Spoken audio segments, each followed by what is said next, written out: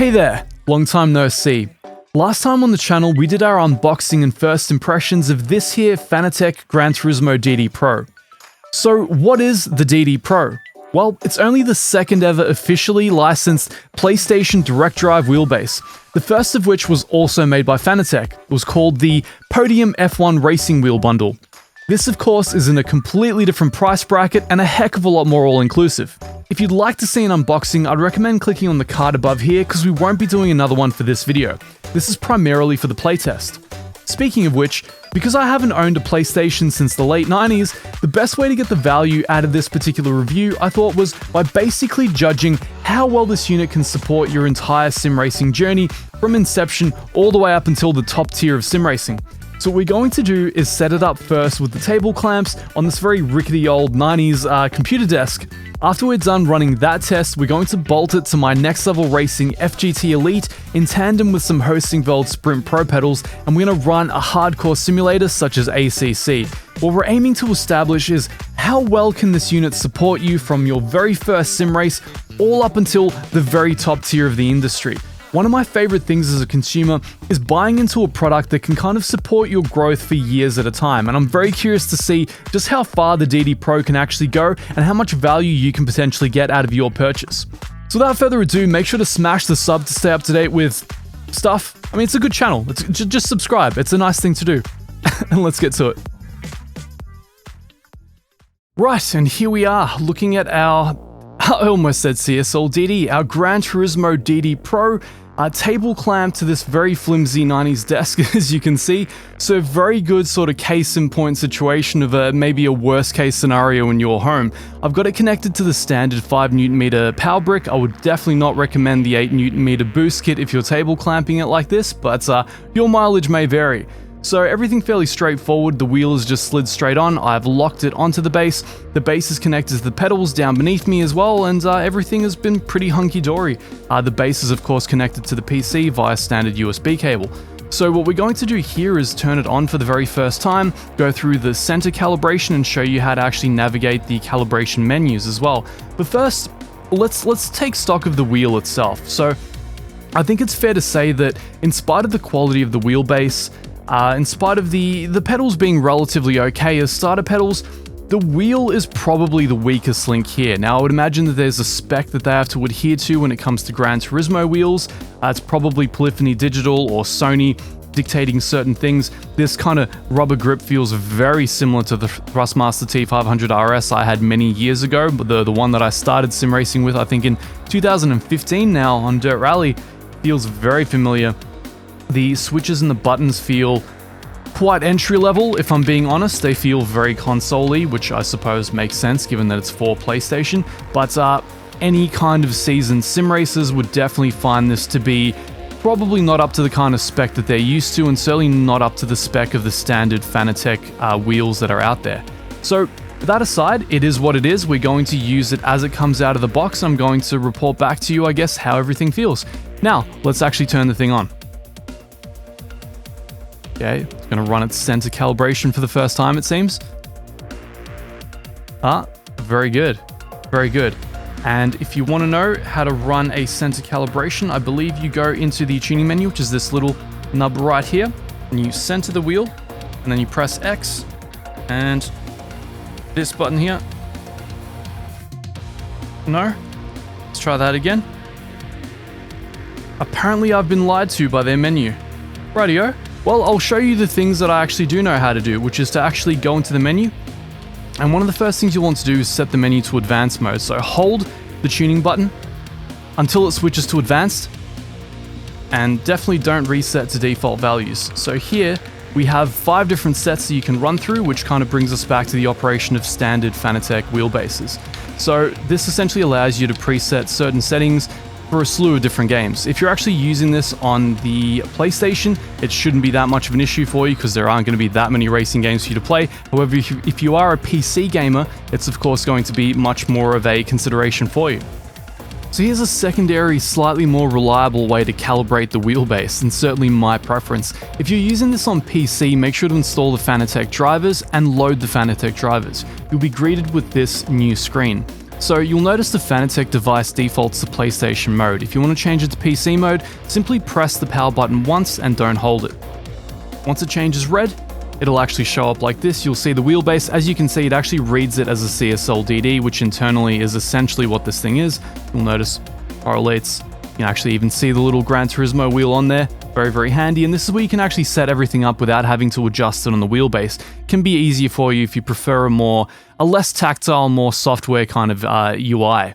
So the first thing I would recommend doing is checking the firmware to make sure everything is up to date. Apparently everything here is up to date, but you can open the firmware manager here. I'll bring up on the screen, and it kind of shows you once again everything here is up to date, which kind of makes sense because this is kind of ahead of its time. We just got this yesterday, so one would certainly hope that everything is up to date internally. Okay, back to the drivers. One thing we want to do is the wheel center calibration process. So I'm going to click on this. Notice that you can't actually see it, but it's just beneath the screen. I'm going to click that, turn the wheel to center it, then click center. All right. And bam, the wheel is now centered perfectly. So let's do a quick run through of all the different settings you can adjust on the tuning menu here. So the maximum steering angle, of course, chooses how many rotations it takes to max out full wheel lock. For most regular road cars, you're looking at about 900 degrees for this. If you have to hard lock a sim, that's normally a good starting point. For most modern sims, they'll actually auto calibrate if you simply leave it at auto. Overall force feedback strength, I would always recommend keeping it 100% for this wheelbase and then adjusting it on a per game basis to lower it where you want to avoid clipping.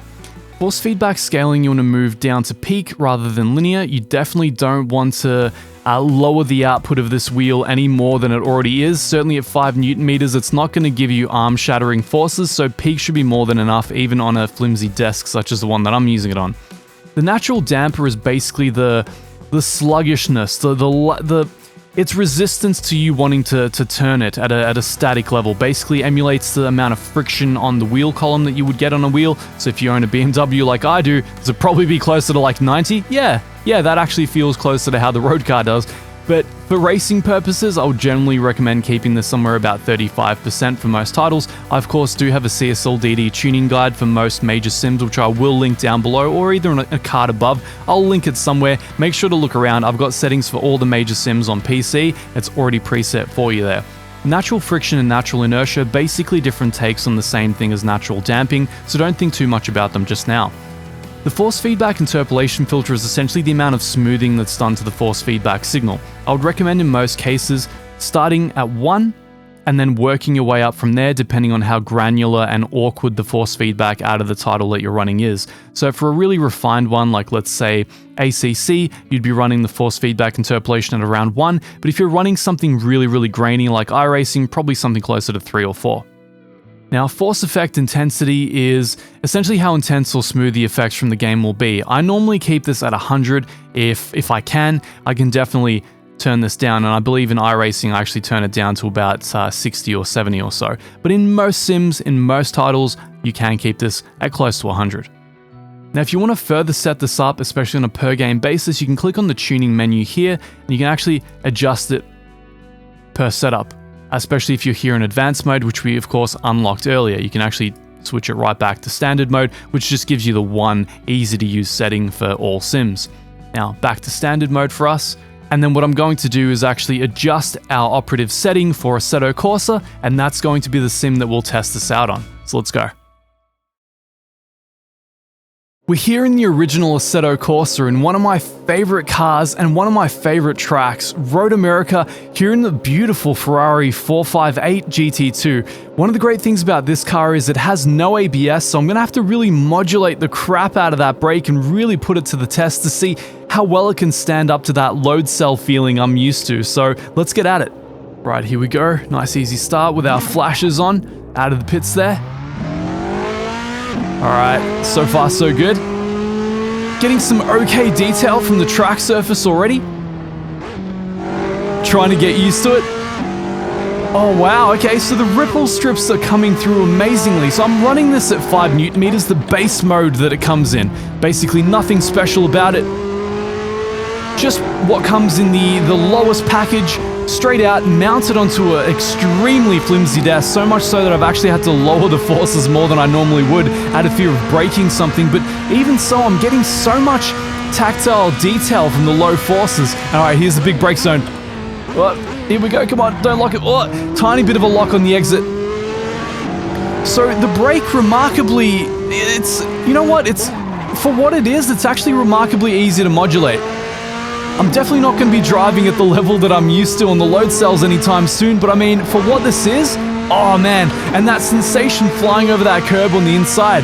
You can see my mouse cursor popping up on the top left there. That's from the mouse actually being jolted around on the desk from me flinging the wheel around. So it's not taking much to really upset this desk currently. Nice and easy. You can really modulate the throttle. Road America, a great test for the pedals. Oh, and you just feel every ripple in that curb. AC not even being one of the best force feedback engines out there anymore. But it just feels so nice to drive. I'm continuously amazed at what Fanatec are able to put out there in such a low-end package. As you folks who follow this channel already know. Whoa, the big engine brake. Oh no, a bit of a lock-up on the end there. Still trying to get used to that brake. But amazed at how well I'm able to actually hold this under the circumstances. Oh, that felt great. That just felt great. I can't wait to get this onto the rig. Come on, nice and easy. There we go. It's so easy to keep the car in the zone. I just have to get a little bit more used to the ins and outs of the pedals. But the wheel is so intuitive. It's just like going out there and driving my actual car. I mean, you are truly getting the full direct drive experience. It's like driving an actual automobile here. Like, truly impressive stuff. I'm obviously struggling to trail brake into the apexes because of the way that I'm sitting. I'm not used to having the pedals on carpet, and of course, if I press on the pedal, on the brake pedal too hard, whoa! If I press on the brake pedal too hard, it skids around on the carpet. So definitely not the ideal way to have these mounted. You definitely want the pedals locked into something, or you want some sandbags behind them or something. Put them against cinder blocks, something. Anything to stop them from flinging around quite so much. Big brake zone again, let's see what we can do. Come on, don't lock, don't lock. Oh, almost. I kind of trail braked into the apex there. That was really impressive. What? Yes. Oh, that's just wonderful, isn't it? You are going to have an absolute bundle of fun with this. Like, as somebody that came from a Logitech G27 as his first wheel. Got on the brake a bit late there. You can feel the ripples so well. As someone that got into this with a Logitech G27 then moved to a Thrustmaster T500 RS, if I had started on something more like this, I would have just been settled. Like, I would have gotten into sim racing so much more quickly at a high level, because this, from what I can feel, this base isn't really lacking anything. All it needs is a little more power, because I'm running the 5 Nm version, of course. I don't want to rip my desk to splinters. But we'll be trying the 8 Nm mode soon, of course, on the rig. The brake is definitely the weakest point, and of course, you can correct for that. There are multiple price tiers of the GT DD Pro. The highest end tier actually comes with pre-installed load cells on the brake. For those who don't know what load cells are, it's a different way of measuring the amount of force that you're applying. So rather than tracking distance, which is what it currently does in the stock setup with most low-end pedals, it begins to track the amount of force that you apply, which to the human body is just way more intuitive. And we'll do the first corner one last time. But aside from the brakes and aside from the setup, I think if this were mounted correctly onto a reasonably solid rig, you could get some serious mileage out of this. And as a kid, as a young adult, or just someone getting into sim racing years back, if I had something at this level of quality, my god, I'd have gotten into sim racing way more, way earlier. So props Fanatec, this is actually quite impressive. Oh, and before I forget, because they're feeling so natural, the shifters are actually quite tactile and nice. In spite of initially feeling a little bit cheap to me, they feel really, really intuitive while driving. And even the small wheel diameter is actually completely fine while driving this car here in ACC, so very impressed. Right, so I have to admit something a little shameful. As I've been driving with this rig, I have to say that I actually kinda like this rim. I kind of like the options that it gives me. Even here in a high-end simulator like ACC, I'm able to map pretty much every conceivable feature on here, possibly even more so than I do on my Formula V2 rim, and it's so easily accessible and so easy to tweak. I love these multiple D-pads. I thought to myself, why would you need so many D-pads? But now that I'm here driving with it, it's like, how could I live without it? As you can see, this Rev LED just blinding me here in my face. Just the orange, the red, and then the blue, and the feeling. Okay, so this is a world apart from the table clamped run. I mean, it can't even be, it's not even the same pursuit, it's not even the same hobby. It went from being like, oh, this is a really nice video game, I feel like I can really have a lot of fun with this, to, if I close my eyes and you give me some G-forces, I would believe I'm in an actual car. Of course, because we're stepping it up in terms of simulation, the tires are still very much cold. This is the brand new Assetto Corsa Competizione 1.8 update, made the tires far more punishing, far more susceptible to environmental interference when it comes to how they ratify their pressures, both in the core and on the outside. And of course, I'm going to talk about the sensation through the force feedback now, which is completely different because I'm running the 8 Newton meter. My horrible lines through up on the eye there. So, the 8 Newton meter kit, running it at peak, on a rig like this that's completely solid compared to the flimsy 90s desk that I used it on, is just unreal. The ripple strip right there, I could feel every single ripple coming through the wheel. It is, and I don't say this facetiously or this isn't hyperbole or anything, this feels better than the force feedback on my road-going BMW M2. I'm serious about that. The electronic steering on those cars is muted and dead. And here in the M4 GT3, it feels alive to me, completely. I can feel every little bump, every little nook and cranny underneath the wheels, the laser scan quality of the tracks, it's all coming through to me right now. Let's do this, I've lost a lot of time. Oh man, I can feel it through my entire body. When I go through a ripple strip, I can just feel everything, everywhere. Kind of adds this extra sensation of being there. It's so visceral, because it's such a jarring, transient force. It's so accurate. If you're going to use this on a console, you have never felt anything like this before. It's unreal. The level of quality is just beyond. Again, that one's the worst. That one you just feel through the entire room. So perhaps that's the one disadvantage. Perhaps if you live in a small apartment above someone, and this entire thing like shakes the floor, you might have some problems there. All right, here we go. How well can the mighty Gran Turismo DD Pro box in the big leagues with the big sims? All right. Over that curb. Keep the momentum going. Keep it going. That was a little bit too aggressive, I would say, but that's what we have front engine cars for. They can take it.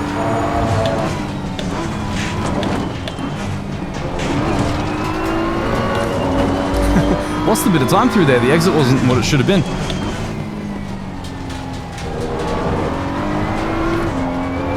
This car fairly spectacular on its brakes for some reason, but a little bit slippy when you get on the throttle. You have to be very careful. Its handling character changes quite abruptly.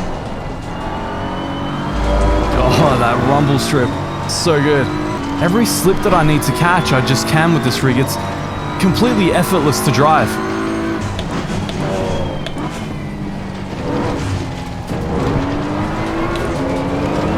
Just doing its thing. Even the shifters, which I once thought were kind of plasticky and cheap, they're just doing their job. And this wheel itself is becoming a bit of a guilty pleasure of mine.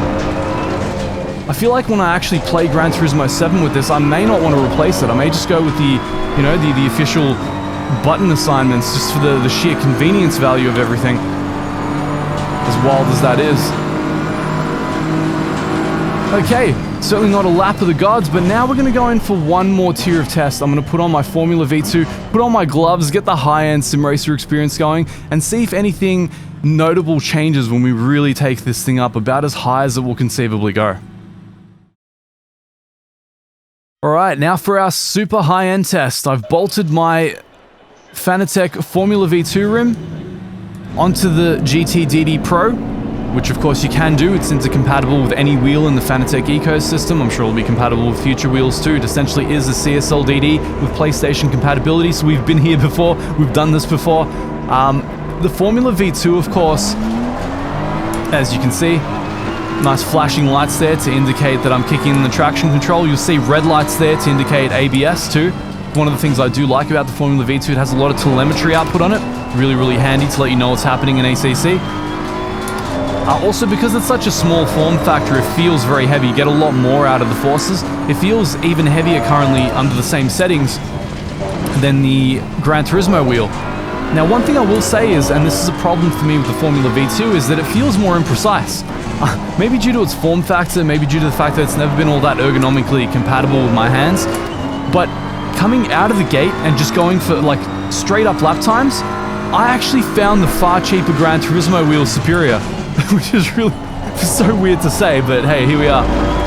Which is a great thing for you guys, because it shows you that there's a potential diminishing returns there. I would say that if you're looking at the main improvements that you want to make to this rig, to take it from its base level to something that's really going to let you box at the high tier, first thing, the 8 Nm boost kit, to unlock the full potential of the unit. Because at 5 newtons, it's just not it, right? Unless you're using it on a desk, clamped on a desk, you're afraid you're going to break the thing you've got it connected to, 8 Nm is the go. After 8 Nm, you want to bolt it to something that's extremely flexless, like an aluminium profile cockpit, or whatever it is that's within your purview, within your budget. As rigid as you can, basically. To get as many of the forces as you can, to not worry about your driving, not worry about knocking the wheel around and throwing it around the room. And then after that, of course, the load cell brakes. However you do that, whether you upgrade the CSL pedals that come with this unit, or whether you buy higher end pedals, that is definitely the big benefit to be had here. But to think that a unit like this that you purchase for, let's say, Gran Turismo compatibility on PlayStation can now be with you for the rest of your... What is going on? For the rest of your sim racing life is amazing. And I'm already driving slower with the Formula V2, so there you go. I'm not feeling as connected anymore. And I think it's just the form factor and the design of this thing. It just does not match my body's ergonomics at all. And I've always gotten along better with the actual oval rims, so be that as it is, I think this is a great way to conclude our test. It's basically you don't necessarily always have to pay more money. It's a great moral statement to end on, I think. You don't always need to pay more to get the most. Which is a great testament to why some of the top aliens in the world can drive with some of the cheapest gear. If you're just looking for lap times, a lot of this is superfluous. It's not necessarily necessary, as it were. But man, that chicane just destroys me now. And the thing with this rim is, because it's not circular, you can't adjust, you can't really do massive flicks, you can't do massive amounts of wheel lock very quickly. It's much more awkward to use. So this thing is definitely more for the open wheelers, I would say. Certainly even hampering me on the GT cars. So, absolutely great. I'm pleasantly surprised with the Gran Turismo wheel rim that comes with this unit. As cheap as it feels, as cheap as the plastics and the rubber feel, I actually have an easier time driving cars with it, even in a high-end simulator. So, yeah, make of that what you will. I think it's time for our conclusion. And that was the Fanatec Gran Turismo DD Pro. It's essentially a CSL DD that's been slightly repackaged and has PlayStation support, coming bundled with a set of CSL pedals and, I was going to say bespoke, but no, a mass-produced official Gran Turismo wheel.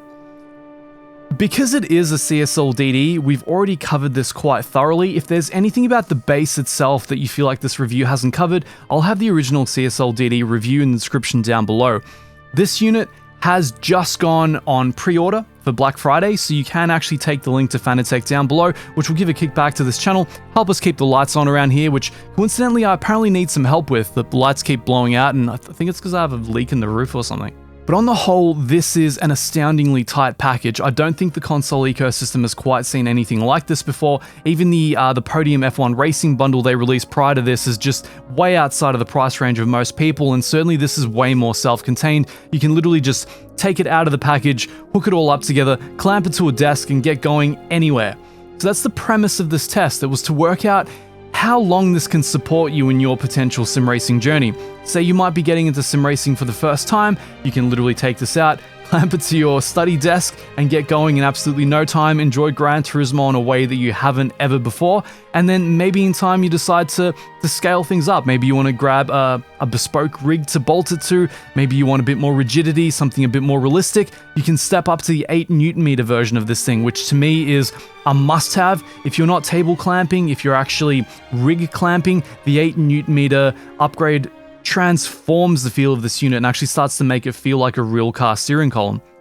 Beyond that, I would say if you can, order the version with the load cell pedals as well. I'm going to flash the bundles that Fanatec offer right now so you can see what's available for pre-order. I believe the highest end bundle offers the 8 Newton meter boost kit pre-bundled, as well as the load cell brake included with the pedals, which of course if you can spring for, I would strongly recommend. It's going to transform your driving experience.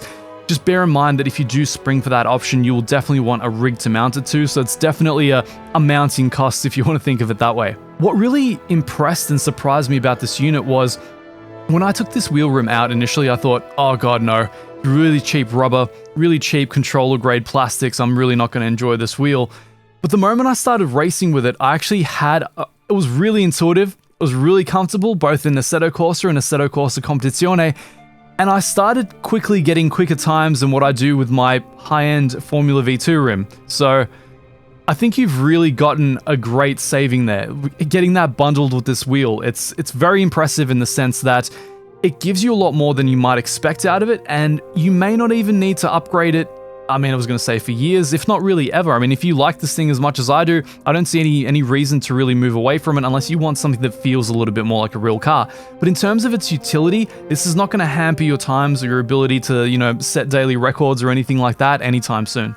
So with that said, I hope you enjoyed the review. If there's anything I missed here or the original CSL DD review, make sure to leave the question in the comments down below. I'd love to know what you think about this unit. And of course, until the very next time, make sure to smash the sub, and I will see you all later.